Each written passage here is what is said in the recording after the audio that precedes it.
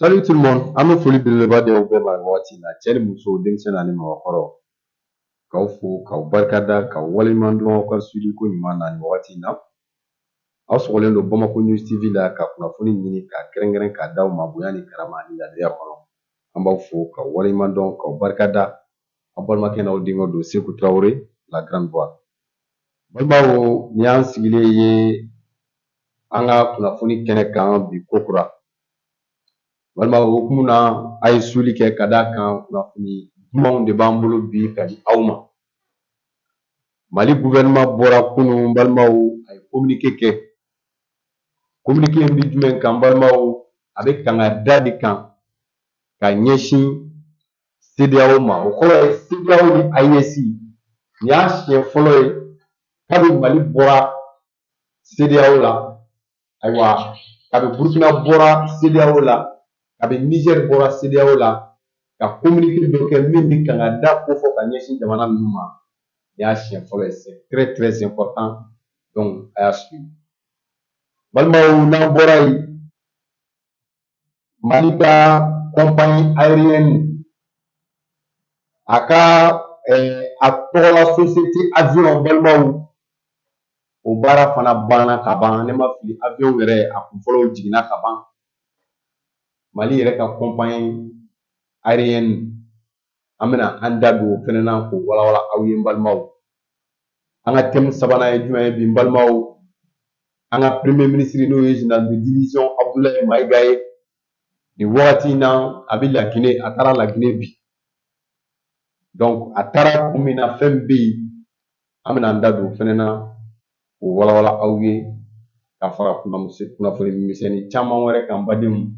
Nin de ye an sigikan ye. Aw ka to lamɛnni na, aw ka to fili la, aw bisimila an ka kɛnɛ kan. An bɛ don kunnafoni kɔnɔ. Balimaw, sura kunun ka bɛn sura ma min bɛnna décembre kalo tile 9 ma, tile 8 ma, san 2025, Mali gouvernement bɔra a ye communiqué dɔ kɛ. Mais communiqué in Mali ta tɛ, Mali dɔrɔn ta tɛ, mais AES jamana 3 bɛɛ ta don. Mali, Burkina ani Niger. Mali la yan communiqué in kalala mɔgɔ min fɛ, ça c'est le ministre de la sécurité et de la protection civile, ni o ye Daoud Ali Mohamedine ye. Donc an bɛna an da don a la, an b'a walawala aw ye. A ye suivi kɛ n'Ala sɔnna, aw bɛna kunnafoniba caman wɛrɛ mɛn min tɛ nin si ye, nisɔndiya ko don quoi. Balimaw, communiqué in a bɛ tali kɛ fɛn jumɛn de la? Bɛɛ b'a kalama k'a fɔ an bɛ waati min na komi sisan, birisaga ɲagami o bɛ Benin. Benin ɲagaminen don nin wagati in na. Ka d'a kan coup d'état o de tun kan ka kɛ u ka jamana kɔnɔna na nin waati in. Donc balimaw, coup d'état in, ayiwa a ma se ka bɔ parce que kunun an ye kuma ɲɛfɔ aw ye, mais an y'a yira k'a fɔ ko suite jɔnjɔn tɛ yen. An bɛ se ka min di aw ma fɔlɔ, mais an bɛ wagati min na komi sisan, nɔgɔ ka bɔ a la k'a fɔ coup d'état in a ma se ka kɛ, a kɛra échec ye. Coup d'état in kɛbagaw bolo, u m'a labɛn ka ɲɛ, u ma leçon ta Assimi bolo. C'est fanga kan ka daraki cogo jumɛn de la? Quand est-ce qu'on doit arracher le pouvoir à un président qui n'arrive plus vraiment à gérer le pays? Ils n'ont pas demandé à capitaine Ibrahim Traoré ni Abdrahman Chani. Olu kɔni y'a k'u kun fɛ ten. O de la a kɛra échec ye u bolo. A ma se ka ɲɛ u bolo. Donc balimaw, o hukumu kɔnɔna na, hali n'a y'a sɔrɔ a kɛlen échec ye, a ma diya maa caman ye, ne yɛrɛ b'o la. Vraiment a kun ka di ne ye nin coup d'état in a ka se ka kɛ, a ka kɛ réussite ye. Colonel Tigiri n'a ka cɛdenw u ka fanga ta, hali n'a sɔrɔ o kun ye ne hakilila ye, o ma se ka kɛ. Mun de la o ye hakilila ye? N y'o fɔ bɛɛ ye. K'a fɔ ko n bɛ démocratie contre la ou bien ko n bɛ birisaga ɲagami contre la, o tɛ.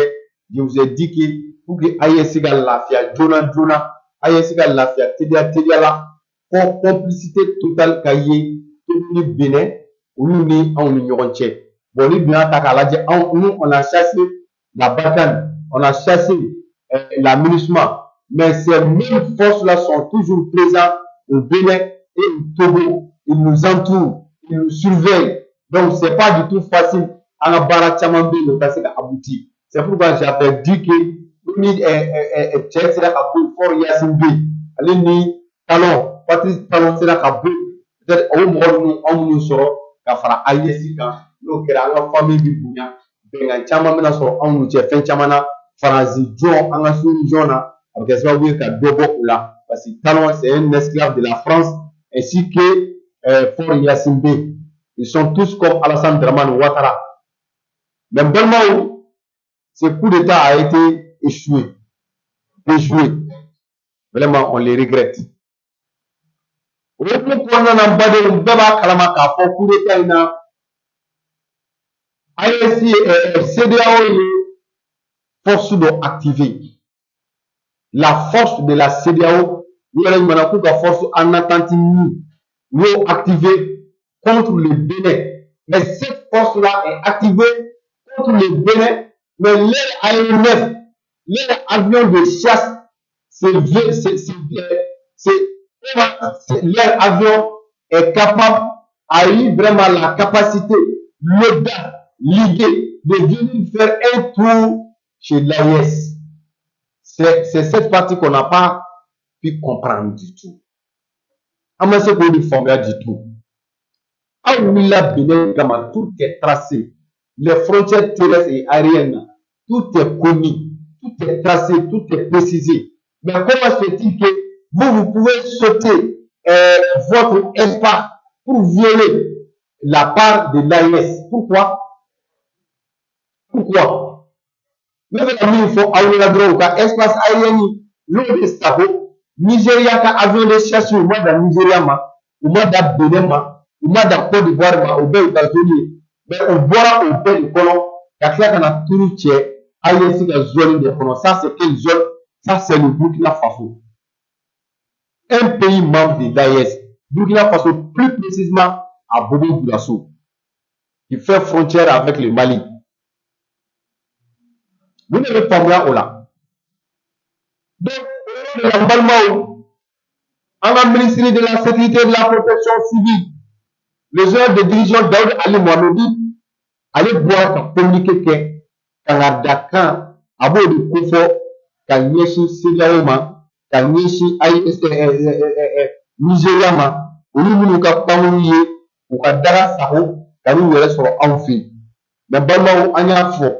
Parce que ma Tchamambe, ou le cas de minimiser.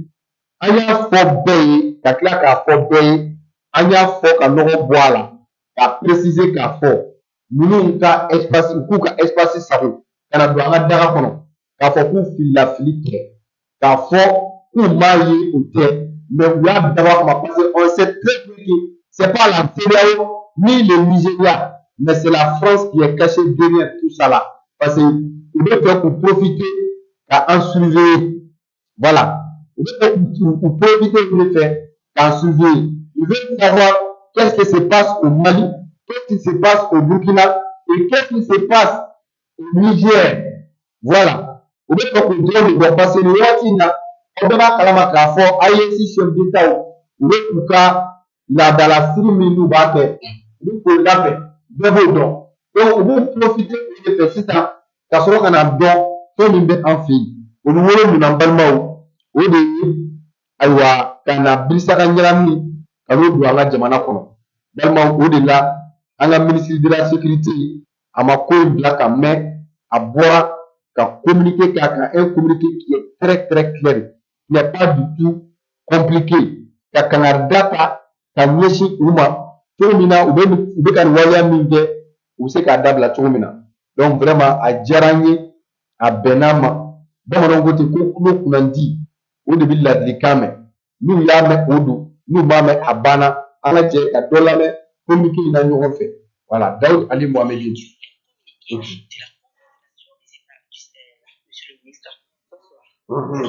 A ye dɔ lamɛn communiqué la. Communiqué de la Confédération des États du Sahel AES relatif à la violation de l'espace aérien confédéral. La Confédération des États du Sahel informe l'opinion qu'un aéronef appartenant à l'armée de l'air de la République fédérale du Nigeria, de type C-120, a été contraint de se poser ce jour 8 décembre 2025 à Bobo Dioulasso, au Burkina Faso, à la suite d'une situation d'urgence en vol, alors qu'il voliait dans l'espace aérien burkinabé. L'avion militaire avait à son bord 2 membres d'équipage et 9 passagers, tous militaires. Une enquête a été immédiatement ouverte par les services compétents burkinabés et a permis de mettre en évidence l'absence d'autorisation de survol du territoire burkinabé par cet appareil militaire. La Confédération des États du Sahel condamne avec la plus grande fermeté cette violation de son espace aérien et de la souveraineté de ses États membres. Face à cet acte inamical, mené au mépris du droit international et des règles internationales d'aviation civile et militaire, des dispositions sont prises pour garantir la sécurité de l'espace aérien confédéral, la souveraineté et l'intégrité territoriale de ses États membres, ainsi que la sécurité des populations de la Confédération AES.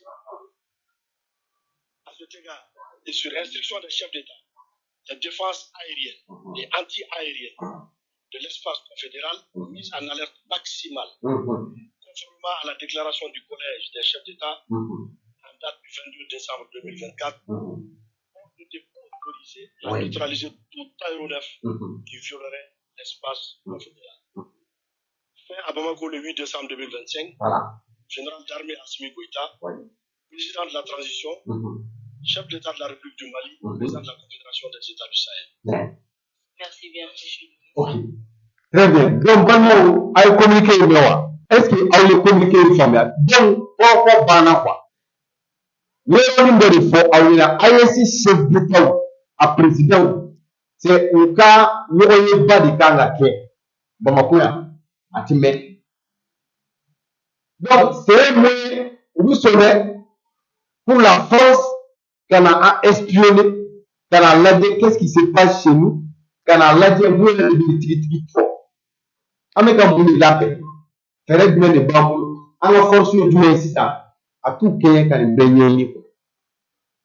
On est là. À la ministre de la Sécurité, voilà, qu'à baigner fort. Et puis, nous faisons le fort. Ah oui, ben, on a fait comme on a fait match. On a marqué, on a marqué. Mais il faut aller là. Il y a un avion. Pour que qu'il y ait un aula comme vous de armée pour ça. Pour que qu'il y ait un aula comme vous de armée pour ça. Mahagamit mais avion kono au préciser là. Mahagamit ma kono au préciser là. Avion minimum au préciser. Plein d'eau au bien préciser. Au bien le métier du ma pour qu'à boy sans délai. Oui, il faut piloter là. Ou bien dire comment tu vas sauver. Alors il a donné kama. Nous mettons au dire de la soupe. Car à ma permission demandée, à ma autorisation demandée, à ma foi demandée, elle est avion de on a dit jamana kono, de manière ni toye brûlé kono, de manière ni na galé de ni majugu ni rontier, on a du manja, on de manière télé ni jugu là, on a pas qu'il y a avion dit, tout dit, car son autorisation m'a dit à ma fait fort oublier. Donc, avion ne dit, oh il a avion de yéla, faut pas basni de la là, de la chose là. Il y a des ISC de Wili, la population à Boucher, il y a un blanc, Duna. Il parle comme il y a un nanya, ou comme un employé, il y a un blanc, ça. Voilà, comme il y a que dedans, ok, à ce moment-là, il y a Keneb. Même pour le Keneb là, où tu vas aller où, avion où tu vas bendaji. Donc, communiquer pour moi, mais c'est ça. Le ministre il a qu'à fond. Pour ISC président ka ɲɔgɔn ba a date fɔra a don dɔnnen don a baara bɛɛ banna ko an ka misiriw minnu bɛ fɛnw kɛlɛ kuwa c'est kɛlɛkɛminɛn minnu bɛ kɛ sanfɛ misiri minnu bɛ n'u ci ani aradaru ani an ka sanfɛ kɛlɛkɛminɛnw k'a bɛɛ activé bɛ ka bila nin waati in na o kɔrɔ ye hali dimɔgɔ minnu bɛ pan sanfɛ sisan aw yelen don Donc balimaw ka nɔgɔ bɔ a la pewu cɛw tɛ i kulonkɛ an ka nin wagati in na i ta fila ani cɛtigɛ voilà donc kangari gɛlɛn de da la ni tun ye kangari da ye parce que le Mali n'est pas sauvage, l'AES n'est pas sauvage comme l'Algérie.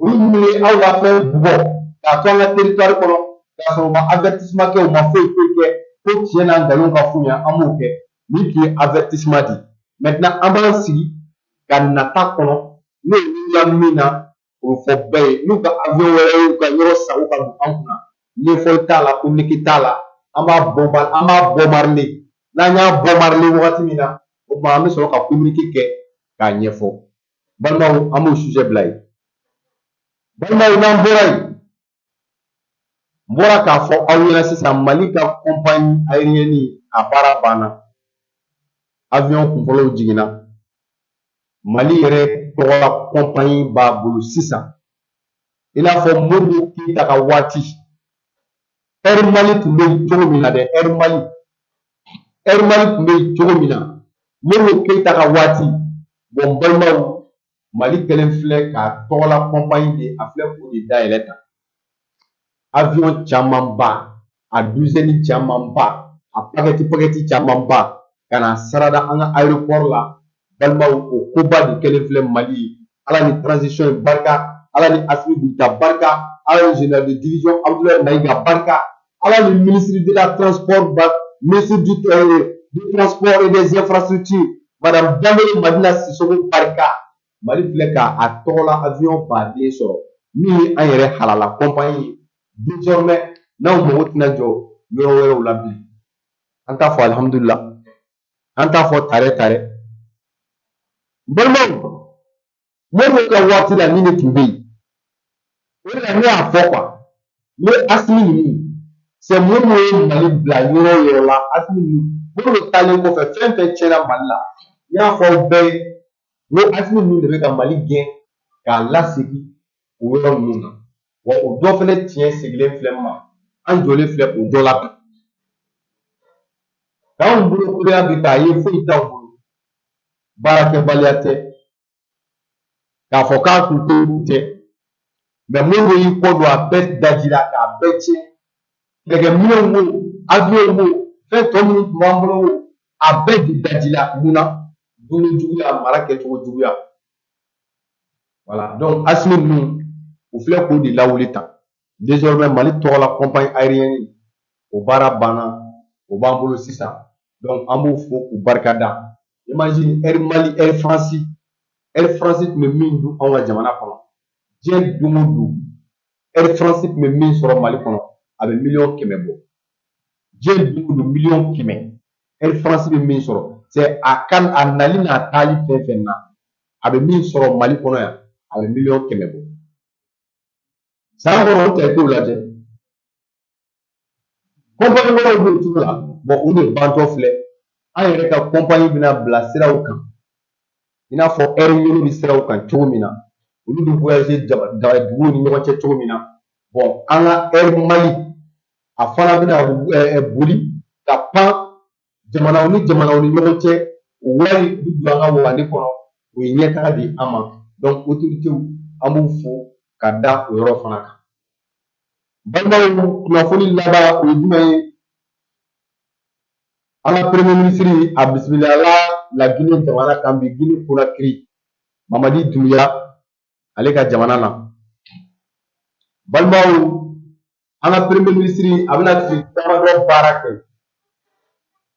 o tile damadɔ baara échange bɛna tɛmɛ an ka premier ministre ni Laginɛ premier ministre ni ɲɔgɔn cɛ o kɔ ani Mamadi Doumbouya yɛrɛ le héros a n'a fana bɛna sigi ka hakili falen-falenw kɛ u ni ɲɔgɔn cɛ sira caman kan balimaw o baara dɔ bɛ tali kɛ jumɛn na diplomasi b'a la sɛnɛ b'a la lakana b'a la ani fɛn caman wɛrɛ olu bɛɛ b'a la o de la le premier ministre n'est pas seul il est avec le ministre de la défense et des anciens combattants le général de corps d'armée Sadio Kamara et ensuite le ministre de l'agriculture Daniel Simon Clément et le ministre de l'élevage et de la pêche M. Loubaba, le ministre des transports et des infrastructures Madame Bamele maintenant Sissoko Ali Mimber de ɲɔgɔn fɛ ani délégation caman ba wɛrɛw.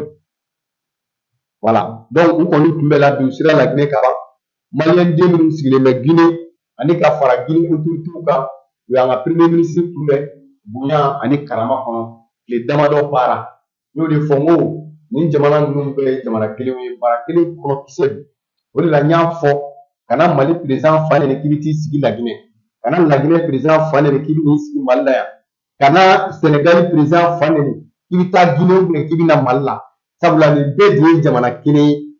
C'est vrai, le Sénégal et la Guinée u ti AES la mais ninnu n'anw ka di contact direct de bɛ a président n'anw ka jamana ɲɛmɔgɔ ninnu bɛɛ ɲɔgɔn cɛ. U ka di u diya dan ye wa an bɛ ka baara kɛ ɲɔgɔn fɛ sira caman kan. Hali an ma mɛn Mali ka conteneur caman ba Sénégal y'a débloqué ka tila ka remise ba k'a la an ye quoi. O ye teriya de surtout Sonko ka waati Bassirou ka waati donc on est ensemble o de don an b'o fɔ o la. Donc balima an ka dugawu kɛ an ka premier ministre ye segili ɲuman Ala k'o nɔgɔya ye a taara fɛn min kama Ala k'o ɲɛ k'o d'a ma. Donc balimaw ni ne tun ye kunnafoniya ka d'aw ma Bɔbɔko News TV sanfɛ Seku Tarawele merci bien a k'an bɛn.